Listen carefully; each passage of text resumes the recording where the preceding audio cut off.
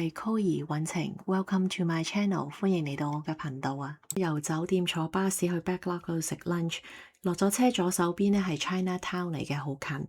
咁而右手邊直行咧就係個牛扒店。咁落車嘅時候咧就見到對面嗰個餅店咧好吸引啊，所以就入咗去行咗一轉，諗住一陣間食完 lunch 咧翻嚟食個 dessert 嘅。我去呢一間 Backlot 咧係位於 Covent Garden 嘅。我哋本來 book 咗呢一間餐室食夜晚嘅，咁但係因為前幾日太熱啦，咁我就 cancel 咗，就變咗今日嚟食晏晝啦。呢一間餐室咧，佢就係出名嗰個二人 all in 嘅雜扒，咁有牛扒、豬扒、羊扒同埋加埋個齋嘅。咁嗰朝早咧，可能我都夠早啦去到，咁唔係太多人，咁我係可以影下餐室裡面嘅環境啦。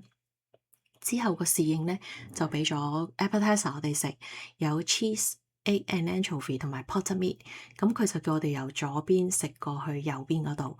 咁同埋咧，佢就話我哋 all in 咧可以叫一人份量。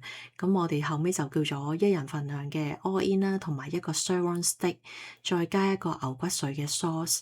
咁個 side 咧，我哋就揀咗個 sweet potato。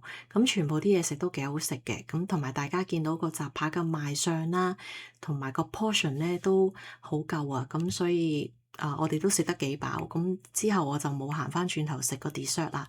我哋咧就食咗大概65磅左右啦。咁唔知大家咧有冇留意到倫敦街燈咧好有特色啊？咁所以嗰日我喺 Covent Garden 嗰度就揀咗兩個景點睇煤氣燈嘅。咁第一咧就係 Goodwin's Court。